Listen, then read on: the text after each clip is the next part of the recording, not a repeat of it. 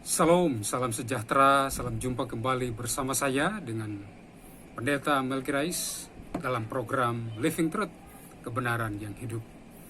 Saudara, pada kesempatan ini saya ingin membagikan sebuah kebenaran yang akan menuntun kita dalam perjalanan hidup kita selaku pengikut-pengikut Kristus.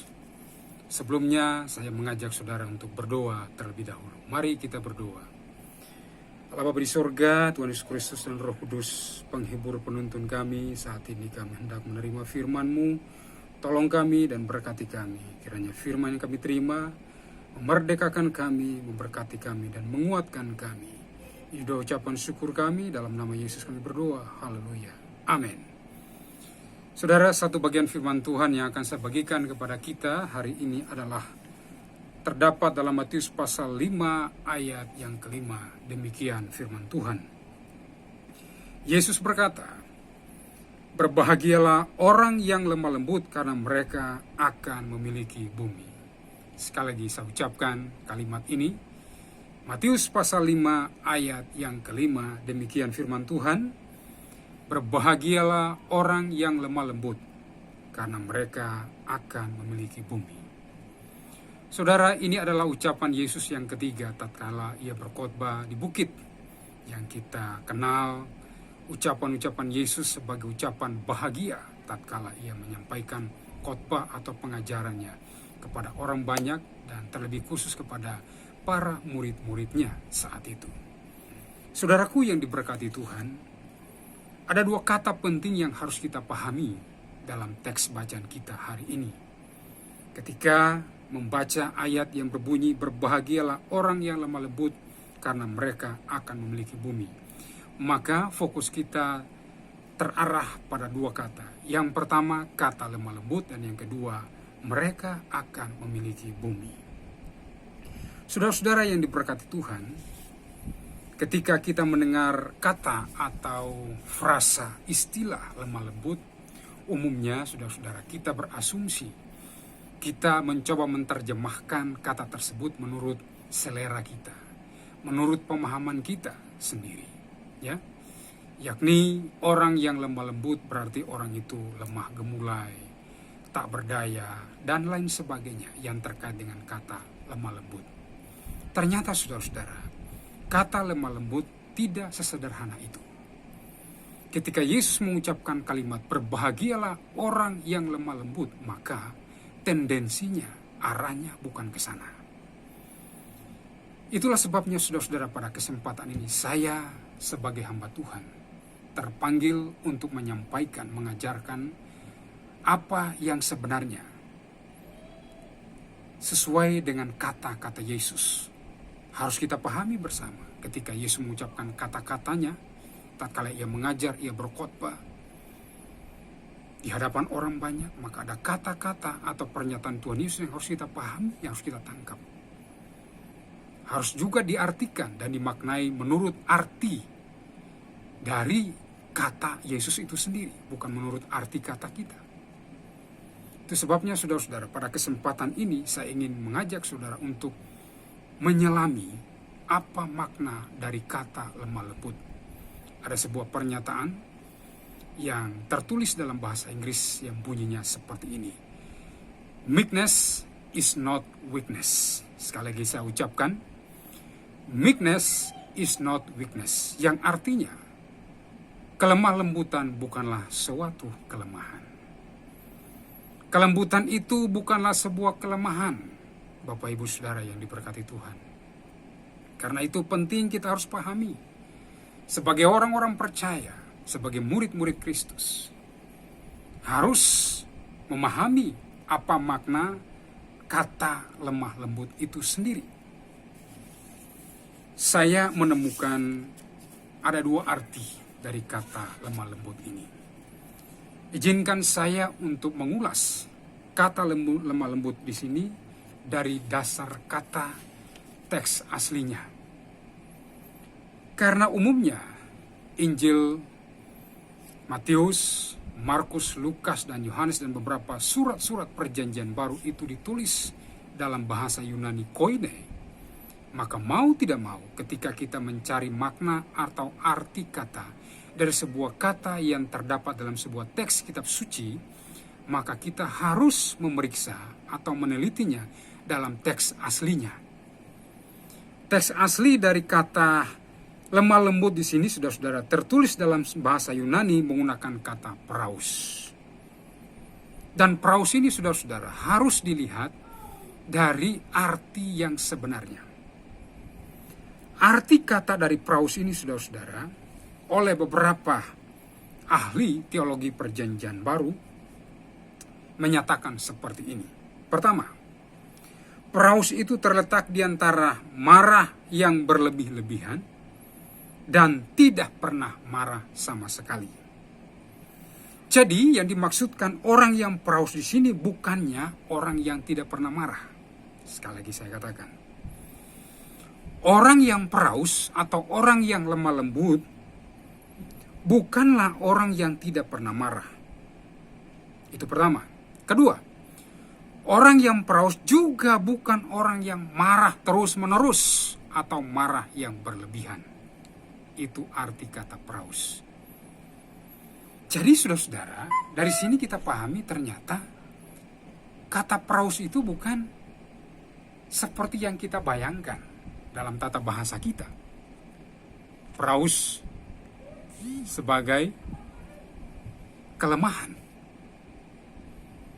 Orang yang praus, orang yang lemah lembut adalah orang yang bisa marah. Bisa marah pada saat yang tepat dan juga punya tujuan yang tepat, punya alasan yang tepat maksud saya. Orang yang praus, orang yang bisa marah pada saat yang tepat dan punya alasan yang tepat. Dalam Alkitab, kitab suci yang kita miliki, saudara-saudara, melaporkan kepada kita ada dua pribadi yang disebut orang yang punya kelembutan. Siapa mereka? Pertama adalah Musa.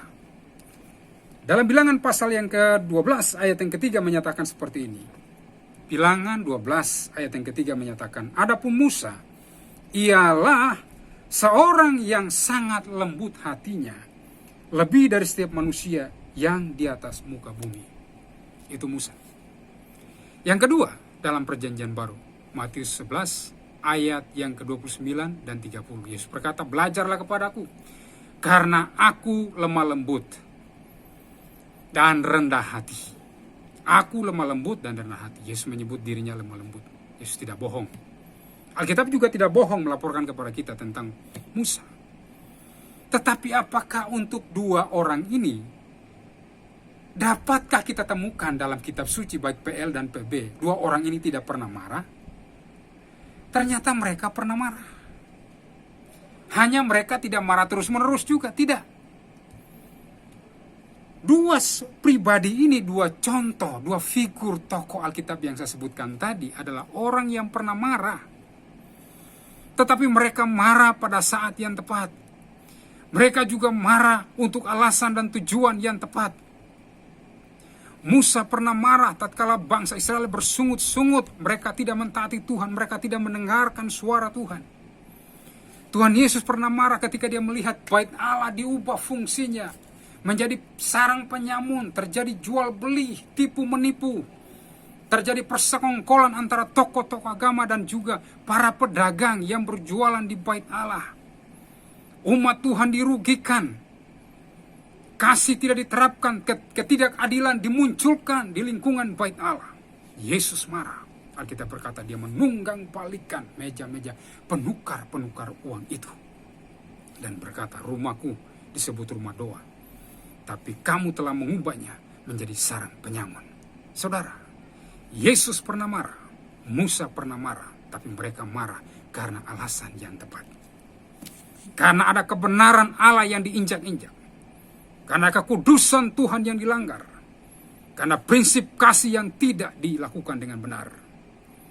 Mereka marah dan mereka melakukan tindakan-tindakan yang sesuai dengan prinsip firman Tuhan. Jadi orang yang lemah lembut itu bukan berarti orang itu tidak pernah marah. Dan juga orang yang lemah lembut itu tidak marah terus-menerus. Itu maksudnya. Jadi orang yang marah terus-menerus dan orang yang tidak pernah marah, lemah lembut itu ada di tengah, ada di antara. Boleh marah untuk alasan yang tepat. Dan bukan berarti tidak pernah marah. Dia bisa marah, saudara-saudara. Itu arti kata praus yang pertama. Jadi orang yang lemah lembut adalah orang yang tegas. Haleluya. Sekali lagi saya katakan, orang yang lemah lembut adalah orang yang bersikap tegas, menerapkan prinsip firman. Kedua, kata praus juga digunakan terhadap binatang yang sudah dijinakkan atau dikuasai sehingga tunduk kepada pemiliknya, tunduk sepenuhnya kepada pemiliknya. Saudara dan saya bukan binatang, tapi kata praus ini diterjemahkan atau dikaitkan dengan sebuah fakta kehidupan di muka bumi. Ketika ada binatang buas yang ditangkap oleh seseorang, dijinakkan, ditaklukkan oleh si pemiliknya. Saya ingin mengajukan sebuah pertanyaan kepada saudara.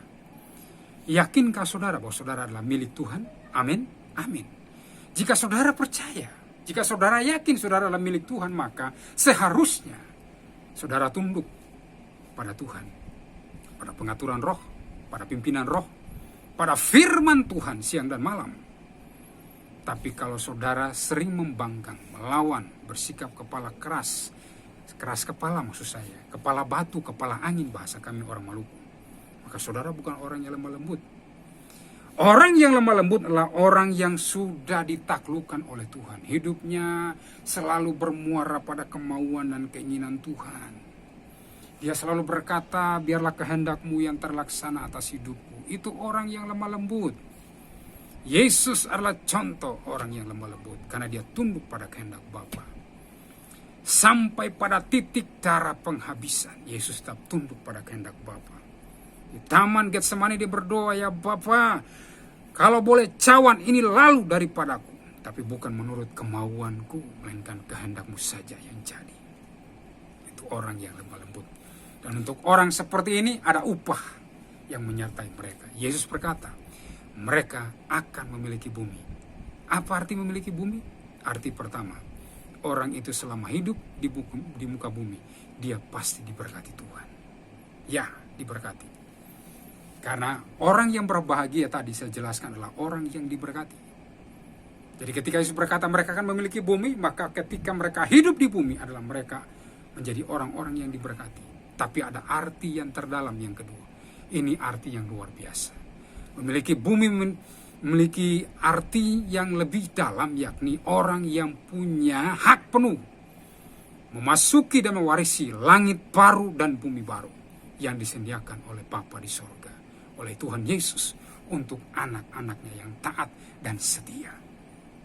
Jadi saudara-saudaraku yang diberkati Tuhan, lemah lembut bukanlah orang yang lemah, tapi orang yang bersikap tegas, orang yang kuat di dalam Tuhan. Dan upah yang menyertai mereka adalah diberkati Tuhan di bumi. Dan ketika akhir zaman tiba, Alkitab berkata mereka juga diberi hak untuk mewarisi langit baru dan bumi baru. Puji Tuhan saudara, Tuhan Yesus memberkati kita. Mari kita berdoa. Terima kasih Bapa di sorga untuk firman Tuhan kami terima hari ini. Tuhan kiranya menolong, menyertai dan memberkati kami sekarang ini sampai selama-lamanya. Jadikan kami orang-orang yang taat, yang setia pada firman-Mu. Kami adalah orang-orang yang praus, yang lemah lembut. Bukan orang yang pemarah. Bukan juga orang yang tidak pernah marah. Tapi kami akan marah pada saat yang tepat dan untuk tujuan yang tepat. Terima kasih Bapa. Ini doa ucapan syukur kami dalam nama Yesus. Haleluya. Amin. Salam, Tuhan memberkati.